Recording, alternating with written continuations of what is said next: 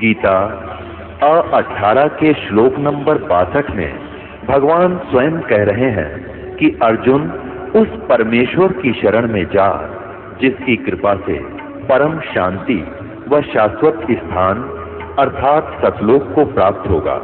वो परमेश्वर कौन है, कहाँ है, कैसा है, जानने के लिए कृपया अवश्य सुनिए जगत गुरु तत्वदर्शी संत रामपाल जी महाराज के अमृत वचन।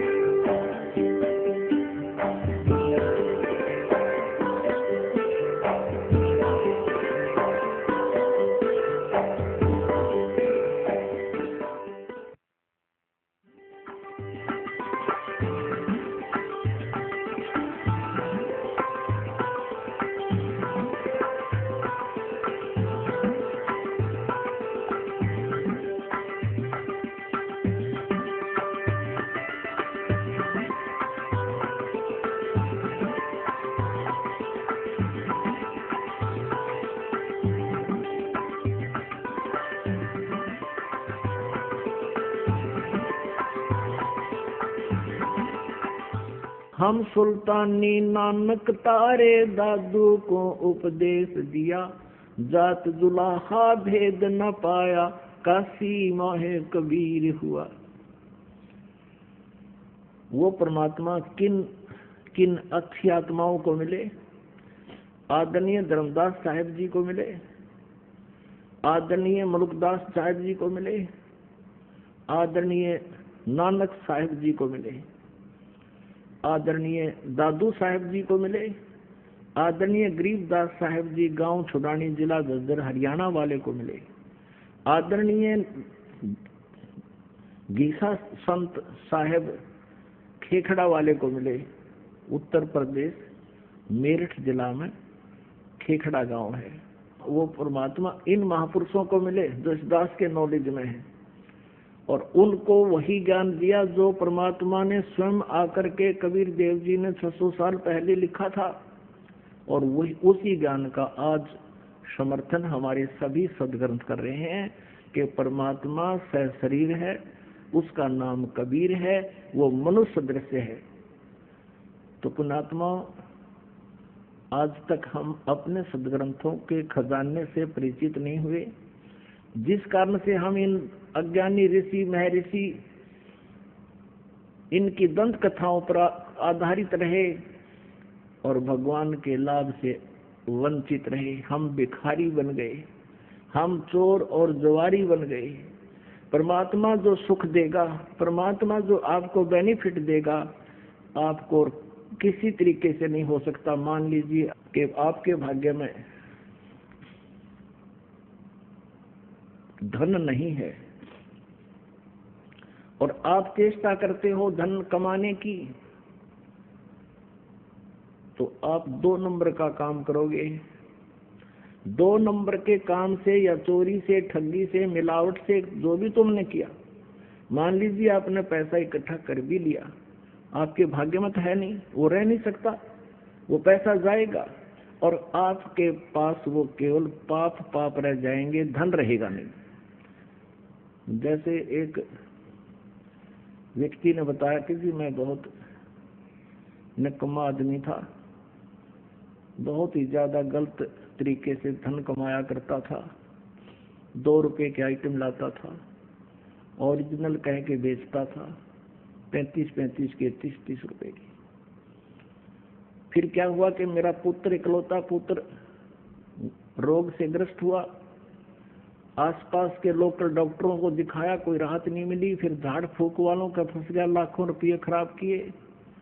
अंत में फिर चेक कराया तो उसके दोनों किडनी खराब पाई, कंडम होगी।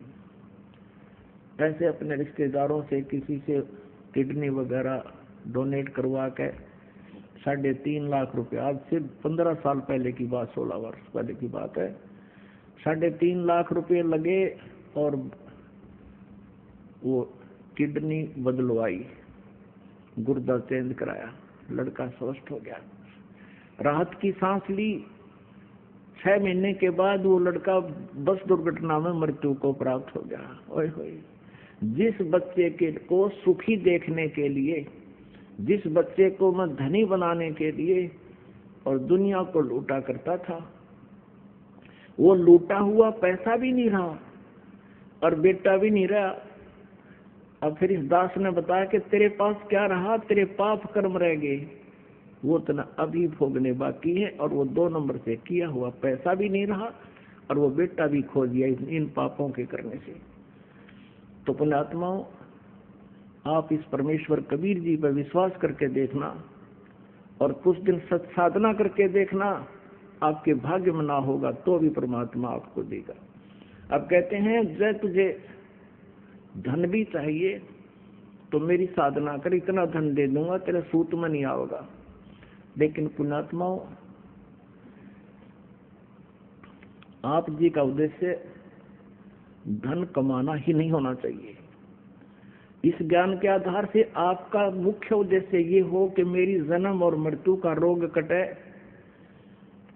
और जब तक हे भगवान इस काल के लोक में हम रहें और आपकी भक्ति करें, तब तक हमें इतना दीजिए साईं, इतना दीजिए जामे कुटुंब समावे, हम भी भूखे ना रहें, अतिथि ना भूखा जाए। तो ये आपको अवश्य देगा, ये पूर्ण परमात्मा है। आज का जो सत्संग था वो इस विषय पर था कि परमात्मा कैसा है, उसको निराकार बता रहे हैं। सभी सदग्रंथ हमारे जो सभी पवित्र धर्मों के उसको साकार मनुष्य सदृश बता रहे हैं, उसका नाम कबीर बता रहे हैं। अब एक पवित्र धर्म का ग्रंथ जो गुरु ग्रंथ साहिब है सिख धर्म का, तो उसमें भी स्पष्ट लिखा है कि वो परमात्मा कबीर है और शरीर है, वो साकार है। जैसे नानक साहिब जी को परमात्मा मिले थे, उन्होंने बनारस में जाकर देखा था और गुरु ग्रंथ साहिब के 24 पृष्ठ पर लिखा हुआ है, फाई सूरत मलोक की वेश ए ठगवाड़ा ठगी देश, ये खरा सियाणा भोता बार, ये धानक रूप रहा करतार। बोलो सतगुरुदेव सत साहेब। परम पिता परमात्मा पूर्ण ब्रह्म सर्व सृष्टि रचनहार, सर्व कष्ट हरणहार, अंगारी बम्भारी बंदी छोड़ पाप नाशक, ये परमात्मा परम अक्षर ब्रह्म है। उनका वास्तविक नाम कबीर देव है, अल्लाहु अकबर है। उसको हक्का कबीर भी कहते हैं। हक्का कबीर, अल्लाहु अकबर, कबीर देव, ये उसी परमात्मा के भाषा भिन्न नाम हैं। वो परमात्मा सतलोक से चलकर यहाँ अपनी प्यारी आत्माओं को कष्ट से मुक्त करने के लिए, काल के बंधन से मुक्त करने के लिए, आत्मा को भक्ति धन से धारण पोषण कराने के लिए, इसका परिपूर्ण करने के लिए वो परमेश्वर स्वयं ही आते हैं। उनका नाम कबीर देव है, हम उसे कबीर साहब कहते हैं। वो परमेश्वर इस कलयुग के अंदर सन 1398 में विक्रमी संवत 1455 जेठ उत्तरते की पूर्णमासी यानी ज्येष्ठ सुदी पूर्णिमा को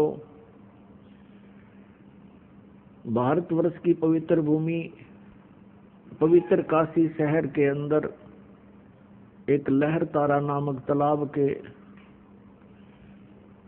अंदर विकसित कमल के फूल के ऊपर विराजमान हुए थे, एक नवजात शिशु का रूप धारण करके।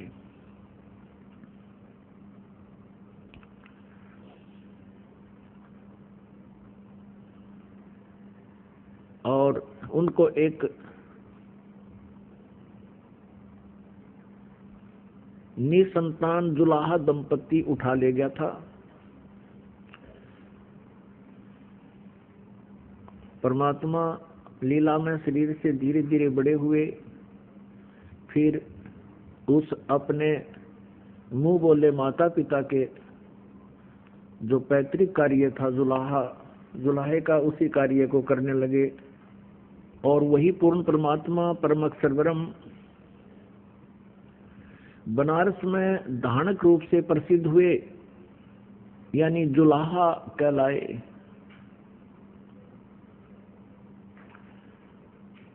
पुण्यात्माओं, आप सभी काल के जाल में फंसे हुए हो। यहाँ का जो मालिक है, यहाँ का जो स्वामी है 21 ब्रह्मांड का, ये काल भगवान है। और हम अपनी गलती के कारण इस काल के जाल में फंस गए। हम सभी आत्माएं उस परम अक्षर ब्रह्म की हैं, हम सभी उसके बच्चे हैं। हम उस परमेश्वर के वचन से उत्पन्न हुए हैं, उन्हीं के शरीर से हम बाहर आए हैं। और हमें आत्मा का रूप परमात्मा ने ही दिया है। हम परमेश्वर कबीर जी के बच्चे हैं। जैसे किसी माता पिता का कोई संतान, बेटा या बेटी, किसी भी कारण से कुमार्ग पर चल पड़ता है, माता पिता को ज्ञान होता है कि भविष्य में इसके साथ कितनी आपदाएं आएंगी, इसके ऊपर ये कितना कष्ट उठाएंगे। जिस कारण से वो माता पिता बड़े चिंतित होते हैं और हर संभव प्रयत्न करते हैं किसी प्रकार भी उन बच्चों को फिर से हम सुमार्ग पर लाएं। उसके लिए उन्होंने कितना ही कुछ भी क्यों ना करना पड़े, अपनी सामर्थ्य के आधार से वो पूरा प्रयत्न करते हैं। लेकिन फिर भी वो नालायक बालक नहीं मानते हैं, तो भी माता पिता चिंतित ही रहते हैं, उनके भविष्य का उनको पता होता। ठीक इसी प्रकार परमेश्वर कबीर देव जी वो पूर्ण परमात्मा हमारे लिए सदा चिंतित रहते हैं कि काल ने इनको यहाँ त्रिगुणमयी माया का नशा करा दिया और इस काल के ब्रह्मांड रूपी कुएं में, इस ब्रह्मांड रूपी कुएं में ये त्रिगुणमयी माया रूपी भांग डाल दी काल ने। और इस भांग के नशे में आप जी सभी के सभी परमात्मा को भूलकर इसी गड्ढे में पड़े हुए हो। परमेश्वर कबीर देव जी कहते हैं, कबीर ये माया अटपटी, सब घट आन अड़ी, और किस किस को समझाऊं, या तक कुआं भांग पड़ी। अपने आत्माओं, आप जी यहाँ पर जिस वस्तु की डिमांड करते हो, परमात्मा से जो कुछ भी मांगने आते हो, वो क्या मांगते हो? जब तक आपको तत्व ज्ञान नहीं होता तब तक क्या डिमांड करते हो? निसंतान संतान की इच्छा लेकर ही यहाँ आते हैं। और कोई निर्धन है जिसके पास धन नहीं है, वो केवल धन ही मांगने आता है। किसी को कोई बीमारी, कष्ट, रोग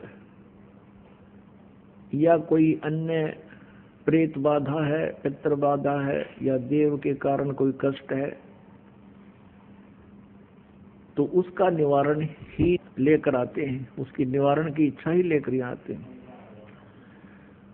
पुण्यात्माओं, जिस समय आप जी को ये तत्व ज्ञान समझ में आएगा, तत्व ज्ञान हो जाएगा, उस समय आप ये डिमांड भूल जाओगे। कौन सी डिमांड? नंबर 1 संतान की, और नंबर 2 घने धन प्राप्ति की। तीसरी जो आपकी इच्छा है कि आपके ऊपर कोई प्रेत बाधा है, कोई पितृ बाधा है, कोई देव का प्रकोप है, ये इसका निवारण आपका ठीक है। ये अवश्य, इसके कारण भी यहाँ आने वाले को बहुत लाभ मिलेगा।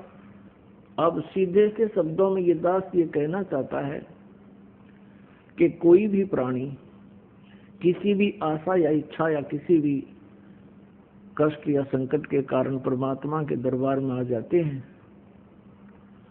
धन्य है वो प्राणी और धन्य है उनके माता पिता जिनसे जन्म हुआ, क्योंकि यहाँ आने से आपको तत्व ज्ञान होगा,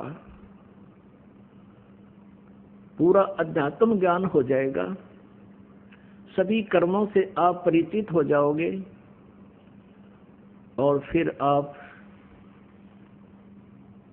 जिस इच्छा को लेकर आए हो उन इच्छाओं को भी परमात्मा से पाओगे, वो भी पूर्ति होगी।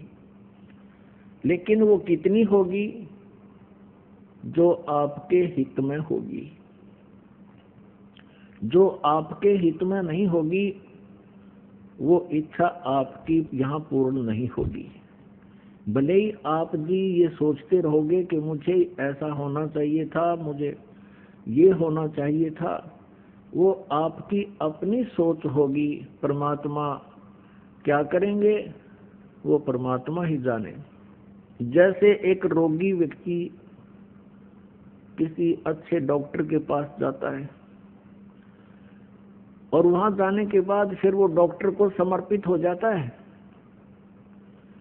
वो डॉक्टर फिर जो भी ट्रीटमेंट करता है उस मरीज के हित में ही करता है। अब वहां पर मरीज अपनी नहीं चला सकता। वो रोगी यदि अपनी चलाता है, अपने वो चाहता है कि मेरे अनुसार ही डॉक्टर कार्य करे, तो डॉक्टर उसकी जायज जो कोई भी होगी इच्छा आवश्यकता उसी को पूरी करेगा, नहीं तो वो अपनी ही क्रियाओं को करेगा, चाहे मरीज को बुरा भी लगे। अब जैसे डॉक्टर को लग रहा है कि इसकी जान जाएगी और टांग काटनी पड़ेगी जिससे इसका जीवन बचेगा, तो डॉक्टर उस कार्य को करेगा ही करेगा। आपकी राय अवश्य लेगा कि तू मरना चाहता है या जीवन चाहता है। तो जीवन चाहता है तो तेरी टांग काटनी पड़ेगी। तो फिर वो मरीज भी स्वीकृति दे देता। वैसे तो रोगी नहीं चाहता कि मेरी टांग कटे, लेकिन जीवन रक्षा के लिए वो टांग कटवाना भी उचित ही समझता है और बिल्कुल ठीक है। ठीक इसी प्रकार पुण्यात्माओं, आप यहाँ परमात्मा के दरबार में आए हो और ये वो हॉस्पिटल है जो आपके जन्म और मृत्यु के रोग को नाश करेगा, समाप्त करेगा। और जब तक जन्म और मृत्यु का रोग आपका नष्ट नहीं होगा तब तक आप सुखी नहीं हो सकते। श्रीमद् भगवत गीता अध्याय नंबर 18 के श्लोक नंबर 62 में कहा है गीता ज्ञानदाता ने कि अर्जुन तू सर्व भाव से उस परमेश्वर की शरण में जा जिसकी कृपा से तू परम शांति को और सनातन परम धाम को प्राप्त होगा, शाश्वत स्थान को। गीता जी अध्याय नंबर 15 के श्लोक नंबर 1 से 4 में कहा है कि पूर्ण परमात्मा के प्राप्ति के लिए तत्वदर्शी संत की आवश्यकता है। गीता जी अध्याय नंबर 4 के श्लोक 34 में कहा है कि उस परमात्म तत्व को यानी तत्व ज्ञान को तू तत्वदर्शी संतों से समझ। गीता जी अध्याय नंबर 15 के श्लोक नंबर 1 में तत्वदर्शी संत की पहचान बताई है कि ऊपर को जड़ और नीचे को तीनों गुण रूपी शाखा वाला ये संसार रूपी उल्टा लटका हुआ एक संसार रूपी वृक्ष समझो, और जो संत इसके सभी विभाग पत्तों सहित बता देगा। स वेदवित, वह वेद के तात्पर्य को जानने वाला है, अर्थात वो तत्वदर्शी संत है। परमेश्वर कबीर देव जी स्वयं ही तत्वदर्शी संत की भूमिका भी यहाँ आकर करते हैं। एक अच्छे नागरिक की भूमिका भी स्वयं ही करते हैं। एक नेक शिष्य का रोल भी वो परमात्मा स्वयं ही करके दिखाते हैं।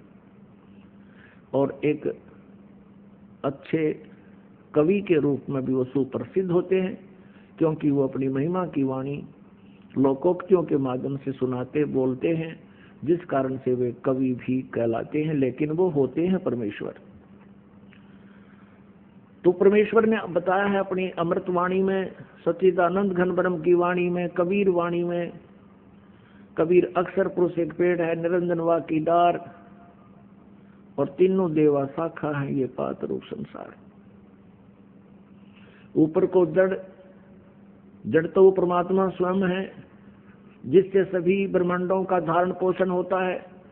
जैसे वृक्ष को जड़ से ही पूरा आहार मिलता है, टहनी, तना, डार, पत्ते सभी उसी से आहार प्राप्त करते हैं, वो सबका धारण पोषण करने वाला होता है। तो वो तो पूर्ण परमात्मा परम अक्षर ब्रह्म स्वयं कबीर देव जी हैं। जमीन से बाहर जो दिखाई देता है वो तना होता है, उसको अक्षर पुरुष कहते हैं। गीता जी अध्याय नंबर 15 के श्लोक 16 और 17 में तीन पुरुष बताए हैं, सर पुरुष, अक्षर पुरुष और परम अक्षर पुरुष। 8वें अध्याय के तीसरे श्लोक में भी परम अक्षर पुरुष बताया है, जो तत्व ब्रह्म के बारे में जानकारी दी है। तो अक्षर पुरुष वो तना है, और मोटी डार जो है वो सर पुरुष है, सर पुरुष, जिसे ज्योत निरंजन भी कहते हैं, काल भी कहते हैं। उस काल के यानी सर पुरुष की फिर तीन, उस डार के तीन शाखाएं हैं, उसके पुत्र हैं रजगुण, ब्रह्मा, सतगुण, विष्णु, तमगुण शिव जी, और पात रूप हम संसार। तो यहाँ बताया है गीता जी अध्याय नंबर 15 के श्लोक नंबर 1 से 4 में कि जब तुझे तत्वदर्शी संत मिल जावे, इस अज्ञान रूपी अंधकार को और तत्व ज्ञान रूपी शस्त्र के द्वारा काट कर, उस अर्थात इसको उस तत्व ज्ञान से समझकर उसके पश्चात परमेश्वर के उस परम पद की खोज करनी चाहिए, जहां जाने के बाद ये साधक फिर लौटकर कभी संसार में नहीं आते। और जिस परमेश्वर ने सारे ब्रह्मांडों की रचना की है, उसी की भक्ति करनी चाहिए, और ये सोच ले कि मैं उसकी शरण में हूं। गीता ज्ञानदाता कहता है वो परमेश्वर कोई और है, मुझसे भिन्न है, उसकी जानकारी मैं भी नहीं रखता, तो तत्वदर्शी संत बताएंगे। गीता जी अध्याय नंबर 7 के श्लोक नंबर 29 में कहा कि तत्व ब्रह्म, गीता जी अध्याय नंबर 7 के श्लोक 29 में कहा है कि मेरे इस ज्ञान को आश्रित करके, इस आश्रय करके, यानी मैं जो कह रहा हूं कि तत्वदर्शी संत की खोज करो, वो जो ज्ञान बताओ फिर उसे सुनो, और जो जरा और मरण से छूटने का प्रयत्न करते हैं, वे तत्व ब्रह्म से, पूरे आध्यात्मिक ज्ञान से यानी तत्व ज्ञान से और सभी प्रकार के कर्मों से वो परिचित होते हैं, वही जरा और मरण से छूटने का प्रयत्न करते हैं। इस संसार की किसी भी वस्तु की डिमांड नहीं रखते। गीता जी अध्याय नंबर 8 के श्लोक नंबर 1 में अर्जुन ने पूछा, हे प्रभु, आपने जो 7वें अध्याय के 29वें श्लोक में जिस तत्व ब्रह्म की जानकारी बताई है कि उसको जानकर और फिर अध्यात्म ज्ञान से परिचित व्यक्ति जरा और मरण से ही छूटने का, जरा माने वृद्ध अवस्था, बुढ़ापा का दुख, और मरण माने मृत्यु, के जो जरा और मरण से छूटने का ही प्रयत्न करते हैं, वो उस तत्व ब्रह्म को जान चुके होते हैं, यहाँ की किसी वस्तु की इच्छा नहीं करते। 8वें अध्याय के 1 श्लोक में पूछा है, फिर किम तत्व ब्रह्म, वो तत्व ब्रह्म क्या है, ऐसी अनमोल वस्तु क्या है वो तत्व ब्रह्म जो गीता ज्ञानदाता से भी अन्य है।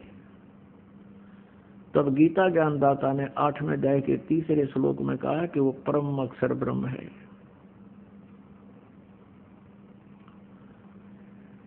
और उस परम अक्षर ब्रह्म की साधना करने से प्राणी फिर कभी लौटकर संसार में नहीं आते। उनका फिर जरा और मरण का संकट सदा के लिए समाप्त हो जाता है। जरा माने बुढ़ापा। पुणात्माओं, जब तक ये जीव किसी कष्ट को महसूस नहीं करता तब तक ये किसी के कहने से भी मानता नहीं, और जब इसके ऊपर आपदा आ जाती है फिर ये चिल्लाता फिरता है। आप पुण्यात्माओं, जो व्यक्ति वृद्ध हो चुके हैं उनके पास थोड़ी देर बैठा करो, उनका अनुभव सुनो, उनके साथ अब क्या बीत रही है। पहले वो भी युवा थे, एक पल भी उनको चैन नहीं था, सारा दिन दौड़ धूप में रहते थे, और अब वृद्ध अवस्था में उनकी कितनी दुर्गति हो रही है। और फिर मृत्यु कोई नहीं चाहता, और मृत्यु भी होगी। वृद्ध अवस्था कोई नहीं चाहता, वृद्ध अवस्था भी होगी। तो ये जो हम नहीं चाहते जो कष्ट, वो हमारे ऊपर अवश्य आएंगे। तो कहने का भाव ये है कि ये दुख का मूल है, और ये दुख मिटे कैसे? ये मिटेगा जब हम सतलोक में चले जाएंगे। जो जरा और मरण वही मिटेगा, क्योंकि सतलोक में आपकी ऐसी ही सृष्टि होगी। जैसे हम यहाँ रह रहे हैं ऐसे ही वहाँ हमारा परिवार होगा, और हमारा शरीर बहुत सुंदर होगा, एक तत्व का बना होगा। उसमें नाड़ी और ये स्नायु आदि नहीं होते। शुक्रम अकायम असनाविरम होता है, यानी माता पिता के संयोग से बना हुआ, उस शुक्र से नहीं, वहाँ पर वचन से सृष्टि बनती है, जन्म अपना परिवार बनता है। और वहाँ ना वृद्ध अवस्था आती है कभी, और ना मृत्यु होती है। यहाँ इस पृथ्वी पर आप कितना ही बड़ा व्यवसाय बना लीजिए, और कितनी बड़ी कोठी बना लीजिए, और कितना ही बैंक बैलेंस बना लीजिए, आपके साथ वो धोखा है। आप उसको अपने साथ ले जा नहीं सकते, आप उसको भोग नहीं सकते। तो फिर सारा जीवन बर्बाद करने का औचित्य क्या है आपका? मूर्खता, अज्ञानता, तत्वज्ञानहीनता। और जब आपको तत्वज्ञान हो जाएगा फिर आप परमात्मा से एक ही प्रार्थना किया करोगे, हे परमेश्वर हमारा पीछा छुटवाओ, हमारी जन्म और मृत्यु सदा के लिए नष्ट करो। हे प्रभु, कहीं फिर से जन्म ना हो जाए। और मान लीजिए आपका, क्योंकि हम यही रहना चाहते हैं, हम मृत्यु नहीं चाहते, कंपलसरी होगी वह तो बाई फोर्स होगी, लेकिन उस समय भी इच्छा रह जाएगी किसी ना किसी वस्तु में, तो फिर हम दोबारा फिर जन्म होगा। जहां आशा ताबासा होवे, और मन कर्म वचन सुमरियो सोए। अब जहां आपकी आशा रह जाएगी वहीं आपकी फिर दोबारा जन्म हो जाएगा। तो यहाँ परमात्मा हमें क्या बताना चाहते हैं कि जैसे आपके ऊपर कोई किसी प्रकार का भी कष्ट है, जैसे कोई प्रारब्ध में आपका दुख आ गया है और जिससे आप परेशान हो, आप यहाँ आ गए हो, परमात्मा अपने हिसाब से आपका वो बाधा दूर करेगा। ये वो समर्थ परमात्मा है, आपको एक सेकंड में सब सुख दे सकता है। लेकिन हमारी आदत खराब है कि हम सुखी होते ही भगवान भूल जाते हैं, और जब हमारे ऊपर आपदाएं आती हैं फिर हम भगवान की खोज करते हैं। हमारी आदत बन गई है झाड़े फूंक करवाने की। हम हैबिचुअल हो गए हैं कि किसी पर कोई कष्ट हुआ, किसी ने जाके झाड़ा लगा दिया, बस झाड़ा लाने वाले को दे दिए 100 रुपये जो उसने मांगे, कुछ राहत मिल गई तो अच्छा है, नहीं तो वो अपने खुश हम अपने खुश, बस इतना काम है। लेकिन यहाँ ऐसा नहीं है। यहाँ आपका वो दीर्घ रोग काटा जाएगा जिसके लिए आपको रेगुलर ट्रीटमेंट की आवश्यकता पड़ेगी। और परमात्मा के दरबार में आने से जो इच्छाएं आपकी हैं वो तो सबतः पूर्ण होंगी। जैसे किसान गेहूं बीजता है,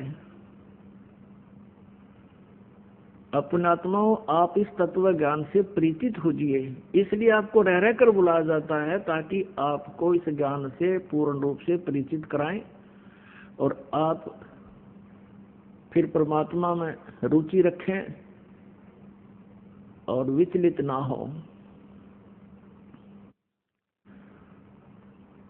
इसलिए आप जी को यहाँ बार बार बुलाया जाता है। अब परमात्मा के दरबार में आने से आपकी जो, जैसे किसान गेहूं बीजता है, उस किसान का गेहूं बीजने का उद्देश्य क्या होता है? सबसे पहला उद्देश्य तो उसका ये होता है कि मेरा परिवार भूखा ना रहे, हम भूखे ना मरे, हमारा पेट भरे। उसके बाद अब जैसे इस उद्देश्य से ही गेहूं बीजा जाता है, और फिर क्या होता है, अब गेहूं बीज दिया तो सबसे पहले उसका तना उत्पन्न होता है, फिर उसके बाली आती है और बाली में फिर गेहूं होते हैं। पहले पौधा उगता है, तो जो पौधा होता है वो भूस बनता है, और बाली में जो गेहूं होते हैं वो जीवनदाता अन्न होता है। तो पुण्यात्माओं, ये परमात्मा कबीर जी की जो साधना भक्ति आपको दी जाएगी, ये आपको ऐसी होगी जैसे गेहूं बीजना उद्देश्य किसान का अपने परिवार का पोषण था, और उसमें भूस तो अपने आप ही बन गया। उस भूस की उसको आवश्यकता ना थी तो भी बन गया। तो पुण्यात्माओं, जो इच्छाएं आप इधर उधर लिए फिरते थे महापुरुषों के पास, संतों के पास, और वो आपकी भी पूर्ण नहीं हो पा रही थी, ना हो सकती थी, क्योंकि वो संत जिस परमेश्वर की भक्ति करते हैं, जिन देवताओं की साधना करते हैं, वो संत, वो भगवान, उनके देवता आपके प्रारब्ध में परिवर्तन नहीं कर सकते, आपके ऊपर आने वाले संकट का निवारण नहीं कर सकते। और आप वहाँ धनी बनने के लिए जाते थे या किसी कष्ट निवारण के लिए जाते थे, वहाँ आपको कोई लाभ नहीं हुआ और ना ही होना था। तो जैसे किसान का उद्देश्य गेहूं बीजना अपने परिवार का पोषण था, और भूस का कमरा वैसे ही भर गया, जिसकी उसको इच्छा नहीं थी लेकिन तो भी मिल गया। पहले भूसा ही तैयार होता है। तो पुण्यात्माओं, आपका उद्देश्य यहाँ पर जन्म और मृत्यु का रोग कटवाना ही होना चाहिए। आपको जो साधना दी जाएगी, उस साधना में आपकी संसारिक इच्छाएं जो आवश्यक होंगी और आपके संकट निवारण तो उस भूस की तरह अपने आप ही, ना चाहते हुए भी परमात्मा वो निवारण करेगा, और धन आपको ऐसे देगा जैसे उस गेहूं के भूस तो पहले ही तैयार होना शुरू हो जाता है। अब इस बात को आप गहराई से सोचना, यदि कोई अनजान व्यक्ति गेहूं को परिपक्व ना होने दे और पशुओं के चारे के उद्देश्य से उसको कच्चे को काट काट कर चराना शुरू कर देता, खिलाना शुरू कर देता है, पशु तो पल जाएंगे, आप भूखा मरेगा फिर। तो कहने का भाव ये है कि आप जी यहाँ जो मांगने आओगे वो क्या मांगोगे? मोक्ष। आपका उद्देश्य मोक्ष हो, और उस मोक्ष के साथ साथ आपको जो संसारिक सुविधाएं आपको चाहिएंगी, आपके भाग्य में ना होगा तो भी भगवान देगा। आपके भाग्य में कोई आपत्ति होगी, मालिक वो नहीं देगा। आपत्ति का अर्थ है जैसे कई बहनें आती हैं संतानोत्पत्ति की, संतान की डिमांड करने, परमात्मा वो रजा भी उनको बख्श देता है। कई एक सतिथि ऐसी आती हैं जो परमात्मा की रजा होती है, लेकिन प्रार्थना करते हैं, आते हैं बहन बेटियां कि ऐसे ऐसे जी हमारा गर्भ गिर गया। हम उनको सांत्वना देते हैं, बेटी भक्ति करो, परमात्मा पर विश्वास रखो, फिर ठीक हो जाएगा। फिर भी वो प्रार्थना करती हैं 6 महीने साल के बाद कि जी दूसरा भी ऐसे ही खराब हो गया। तो उनको ये तत्व ज्ञान ना होने से वो बहुत विचलित हो जाते हैं और भगवान से दूर चले जाते हैं। और मान लीजिए वहां उनको कृपा हो भी जा, कोई संतान उसके ठीक ठाक उत्पन्न होगी और वो संतान उसकी दुश्मन हो जाए आगे चल के। दुश्मन कैसे हो जाते हैं? जैसे एक लड़के का विवाह हुआ, विवाह होने के बाद उन्हें उस लड़के ने अपनी पत्नी को मारा पीटा दहेज के बारे में, उस लड़के ने आत्महत्या कर ली। वो माँ भी, बाप भी, बेटा भी और बहन भी सारी जेल में। अब यहाँ आप विश्वास रखना इस परमात्मा, क्योंकि हम जीव हैं, भगवान परमात्मा परमात्मा ही होता है। हम जीव संज्ञा से कुछ भी मांगते रहे वो नहीं देगा। जैसे उन बहनों के वो गर्भपात हो रहा था, वो परमात्मा का ऑपरेशन था। यदि कोई ऐसी नालायक संतान आपके भाग्य में थी, उसको निवारण कर रहे थे, भगवान को दोष नहीं होता। वो अपने हिसाब से उनको उनका जीवन संस्कार आपके संस्कार से काट रहे थे, समाप्त कर रहे थे। पुण्यात्माओं, आप जी भगवान के बारे में और आध्यात्मिक ज्ञान के बारे में बिल्कुल माइनस है, माइनस। अभी तक जो भी ज्ञान हमें प्राप्त हुआ वो अज्ञान से भर रखा है हमारे को। आप जी परमात्मा की तलाश में, खोज में घूम रहे होते हो। परमेश्वर कबीर जी ने स्वयं आकर हमारी सतिथि को स्पष्ट किया है कि पर्वत पर्वत में फिरा, कारण अपने राम, राम जैसे संत मिले जिन सारे सब काम। परमात्मा से मिलने वाले लाभ के लिए ये प्राणी ना जाने कहां कहां भटकते हैं। परमात्मा हमें बताना चाहते हैं कि जब मेरा कोई संत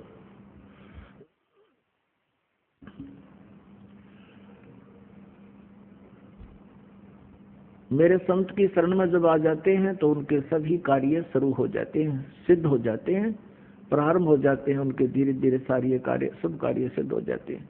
उसके लिए बताया है कि राम जैसे संत मिले जिन सारे सब काम। तो पुण्यात्माओं, आपका उद्देश्य जो है वो बदल जाना चाहिए इस ज्ञान के आधार से।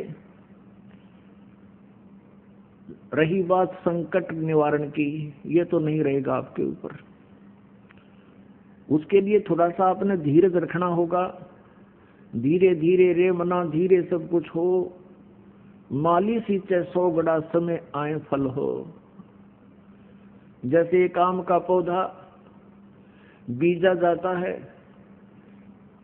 और उसमें गड्ढा बनाकर उसमें सिंचाई शुरू कर दी जाती है, सैकड़ों घड़े पानी के उसमें डालते रहते हैं, 1, 2, 3 वर्ष 4 वर्ष तक, फिर वो पौधा पेड़ बन जाता है।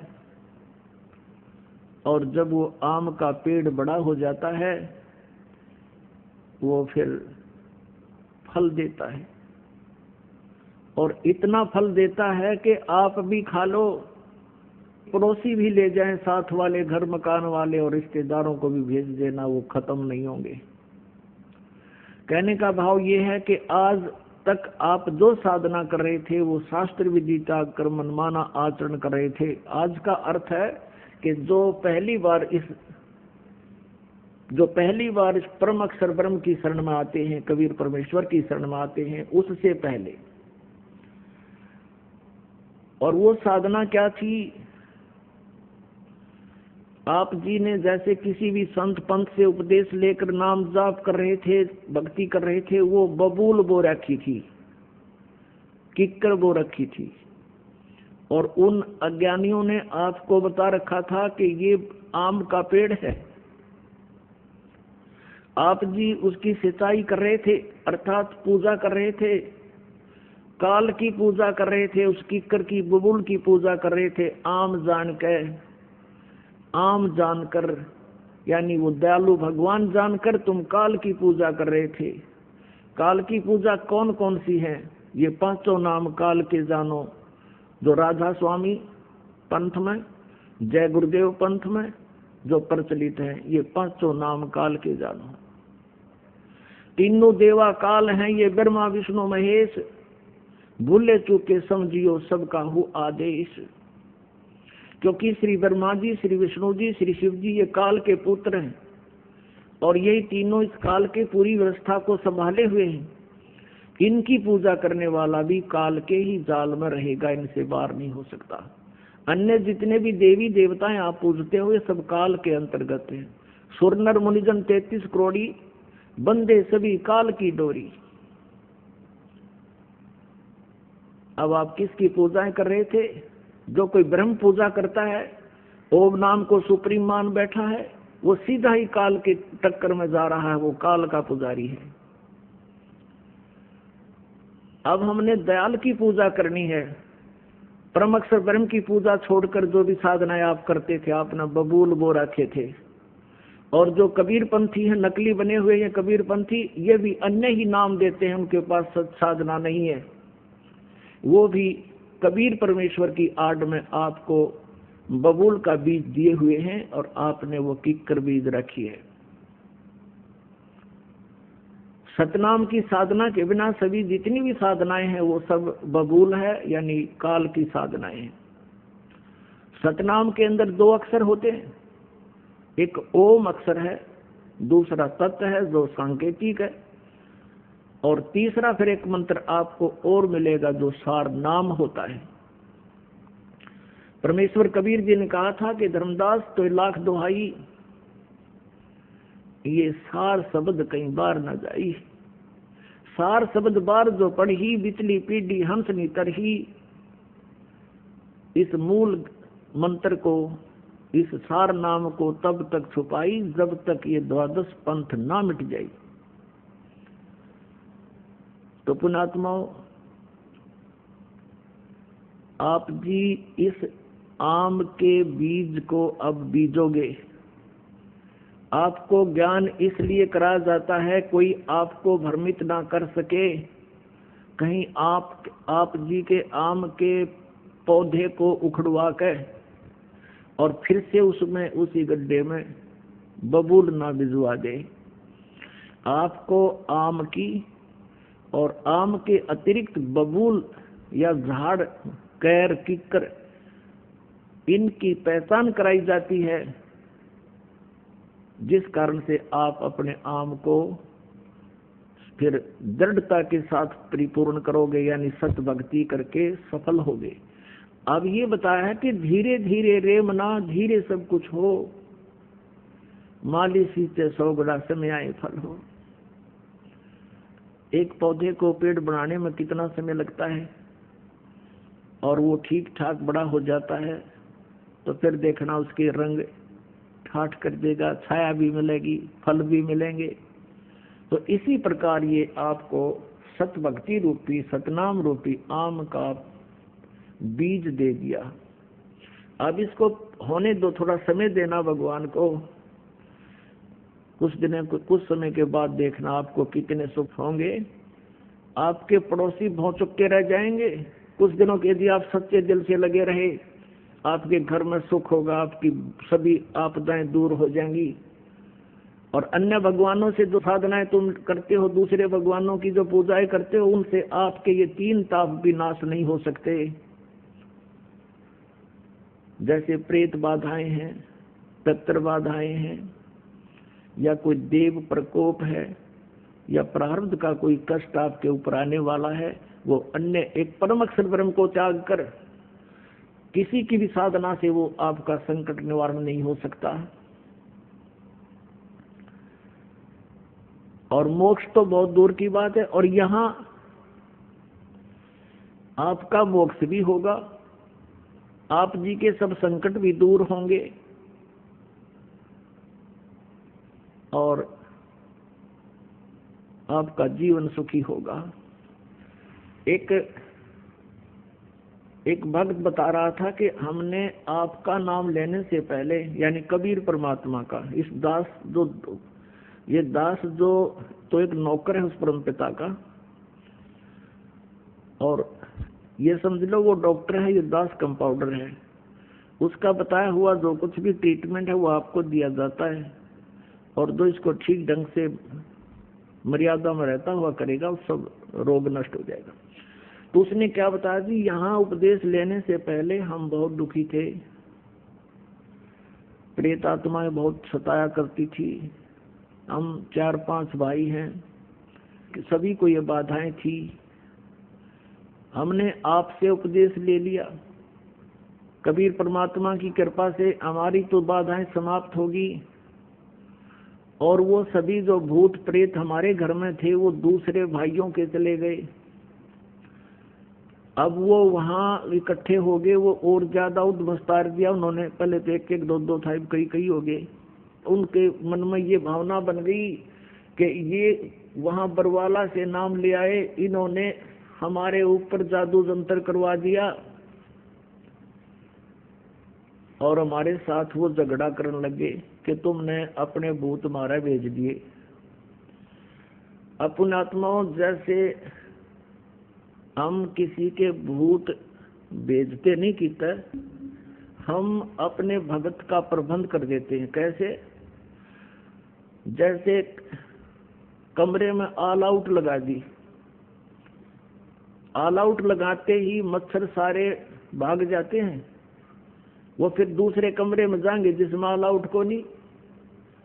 तो परमात्मा कबीर जी का जो सतनाम है, सच्चा नाम आपको दिया जाता है, प्रथम मंत्र भी और दूसरा मंत्र भी, ये ऑल आउट है। और जिस घर में ये ऑल आउट लग जाएगी वो मच्छर फिर दूसरे घर जाएंगे। भाई हम जंतर मंत्र नहीं करते, और उनको भी चाहिए कि वो ऑल आउट लगा ले, वो भी ले जाएं अपना मंत्र यहाँ से, और उनका भी भाग जाएंगे फिर की तरह। तो पुण्यात्माओं, परमेश्वर को ना पहचान कर हम ऐसे भटक रहे थे। प्रसंग चला था कि भी कोई तो संतान ही मांगने आता है, कोई धन मांगने आता है, उसके लिए परमात्मा आपको एक थोड़ा सा गाइडलाइन देते हैं। भाई क्या मांगो कुछ थिर न रहाई, देखत नैन चला जग जाई, 1 लाख पूत 1.25 लाख नाती, उस रावण के दीवान बाती। ओए होए, कितना बढ़िया एग्जाम्पल दिया भगवान कबीर साहब ने। आप एक पुत्र प्राप्त करके के कला तोड़ोगे न बताओ। मान लीजिए परमात्मा, आप पुत्र प्राप्ति नहीं हुई आपको, और आप जी उस पुत्र प्राप्ति के लिए यहाँ आए हो, और परमेश्वर नहीं चाहता कि आपके संस्कार में कोई ऐसा निकम्मी संतान हो जो आपको आगे जाके बहुत दुखी कर दे, तो नहीं देगा। तो इस प्रकार संतान प्राप्ति ना हुई, बिना ज्ञान के वो प्राणी क्या करेंगे, फिर यहाँ से चले जाएंगे, फिर कहीं और धक्के खाएंगे। संतान तो वो होनी नहीं, क्योंकि यहाँ नहीं है तो कहीं और तो हो ही नहीं सकती। परमात्मा अगर चाहेंगे तो यहाँ सब कुछ दे सकते हैं। यहाँ आपको दिखाते हैं एक 27 साल की उम्र में। अब चक्कर क्या है, बिना ज्ञान के हम एक का डिमांड करते आए।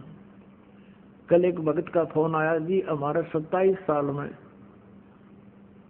दया करी भगवान ने, और फिर बूंदा सा मुंह करके कहा जी इकट्ठी 2 लड़की होगी। मगर तो मैडम मांगने संतान आए थे, ये बूंदा मुँह क्यों कर रहा है। अब तुम मांगण तो संतान आओ, तो परमात्मा ने सोची शायद ये इसी तरीके से लगे रहे तो भी अच्छा, 2 लड़की इकट्ठी दे दी। और फिर उसको समझा भाई परमात्मा की आत्मा है, लड़का हो या लड़की, या भूल भी मिटाओ तुम। तो हाँ, वो यहाँ से चले जाते हैं तो संतान तो उनको होनी नहीं। फिर क्या होता है, ये समाज काल प्रेरित होता है। उस बहन को कोई ना कोई पड़ोसन या कोई रिश्तेदार आकर के कहेगा कि बालक नहीं हुआ, तो बुरा सा मुंह करके कहती है पता नहीं भगवान के घर में क्या कमी आएगी, यानी बहुत दुखी होती है। फिर वो जो उसको इंजेक्शन लाने आई है ना कि संतान पे चाहिए थी, फिर वो बताओगी वो फलाने उस गांव में जाते दवाई दे हर नो पुत्र हो जाते हैं, फिर वो वहां धक्के खाओगी। तो पुण्यात्मा अंत में वो बहन मृत्यु को प्राप्त हो जाती है, संतान नहीं होती। इस काल के जाल को समझना। फिर वो क्या बनाता है ये काल, क्योंकि उसकी इच्छा यही होती है कि मेरे संतान होती, मेरी इज्जत हो जाती, इस तरह। फिर उसको क्या बनाता है ये काल, भगवान अगले जन्म में उसको कुतिया की योनि में भेज देता है और फिर कहता है ले अब पूरी कसर काट ले अपने संतान उत्पन्न करने की। 8 एक के टाइम में जमेगी और अगले जन्म में फिर सूर्य बनावेगा, 12 इकट्ठे उत्पन्न करेगी, ले छकले तू उत्पन्न करके। तो पुण्यात्माओं परमात्मा के इस ज्ञान को समझना चाहिए, आधा संकट दूर हो जाएगा आपका, जो बेमतलब की टेंशन बनाए फिरते हैं यहाँ पर। परमात्मा कहते हैं क्या मांगो कुछ स्थिर ना रहाई, और देखत नैन चला जग जाई। 1 लाख पूत 1.25 लाख नाती, उस रावण के आज दीवान बाती। 1 लाख पुत्र थे रावण का, लंकापति रावण, लंका का राजा रावण, और वो 1 लाख भी मर गए। आज उस रावण का कोई दीवा लगाने वाला शेष नहीं बचा। और यदि आप जी 1 पुत्र ही प्राप्त करके और उसी उद्देश्य से सब कुछ मान रहे हो, तो ये आपकी तत्व ज्ञानहीनता और काल का प्रभाव जानो। फिर भी परमात्मा चाहेगा तो आपकी ये समस्या भी हल होगी। फिर क्या बताते हैं,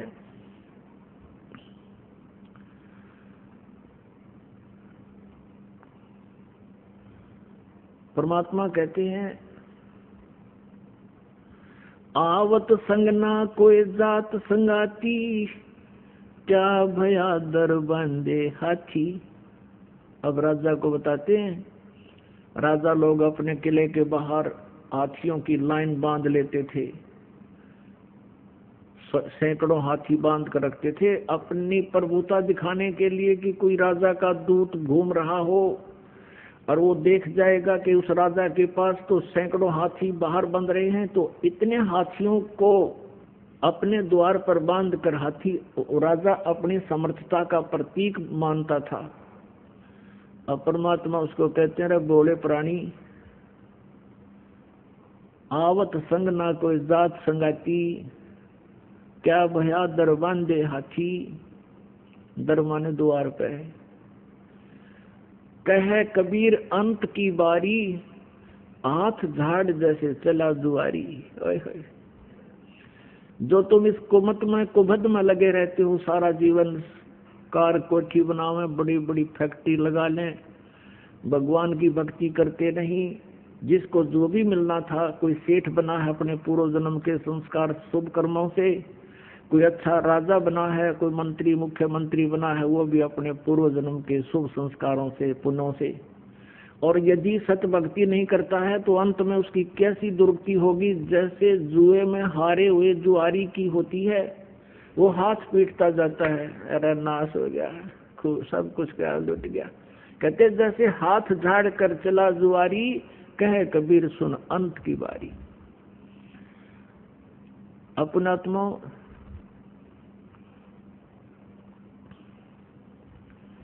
कबीर परमेश्वर जी की डिक्शनरी में इम्पॉसिबल वर्ड नहीं है। ये वो समर्थ परमात्मा है, इसके शब्दकोश में असंभव शब्द नहीं है। अब बात यहाँ आती है, साहेब के दरबार में कमी काहे की ना, अंसा मौज नहीं पावता है तेरी चूक चाकरी माँ। इस सच्चे दरबार में कबीर परमात्मा के शरण में कमी काहे की ना, किसी प्रकार का भी अभाव आपको नहीं रहेगा जो आपके लिए आवश्यक होगा। और आप जी को वो प्राप्त नहीं हो पा रहा है, परमात्मा आप पर रजा नहीं बख्श रहे हैं, तो आपकी चूक चाकरी में, आपकी कोई सेवा में, आपकी श्रद्धा में कोई चूक है, उसको सेट करो और फिर देखना कैसे। कई भोले व्यक्ति क्या कहते हैं, जी आपने जोत बोला था, मैंने जोत भी चढ़ा दी, आप जी ने पाठ के लिए कहा था, मैंने पाठ भी करा दिया, और मुझे कुछ भी लाभ नहीं हुआ। पुण्यात्माओं, ये तो हो नहीं सकता कि कुछ भी लाभ ना हो, ये तो वो कहेगा तो भी हम नहीं मान सकते। उसके कारण ये हो सकता है कि उसमें कोई मर्यादाहीनता हो, वो दूसरी बात है। फिर भी आप जी ने जैसे परमात्मा की साधना शुरू की है, कई भक्त कहते हैं हमने सतनाम भी प्राप्त हो गया है, हमने 8-9 महीने भक्ति करते भी हो गए हैं, कोई विशेष सा लाभ नहीं महसूस हो रहा। तो पुण्यात्माओं, अभी आपको बता, धीरे धीरे रे मना, धीरे सब कुछ हो, माली सींचे 100 गड़ा, समय आए फल हो। और दूसरी बात यह है, जैसे किसी के ऊपर आपदाएं आई हैं, कोई दुखी है तो अपने पाप कर्मों से है, पिछले जन्म के पाप कर्मों के आधार से आपका प्रारब्ध बना है। वो प्रारब्ध के दुख, वो पापों का जो संकट आपके ऊपर मंडरा रहा है, आपको परेशान कर रहा है, तो उसके लिए आपको ये साधना बताई गई है, भक्ति प्रारंभ कीजिए, आप करते रहिए। जितनी भक्ति, दान, धर्म, सेवा और ये आप बढ़ाते चले जाओगे, उतना ही आपको राहत मिलती चली जाएगी।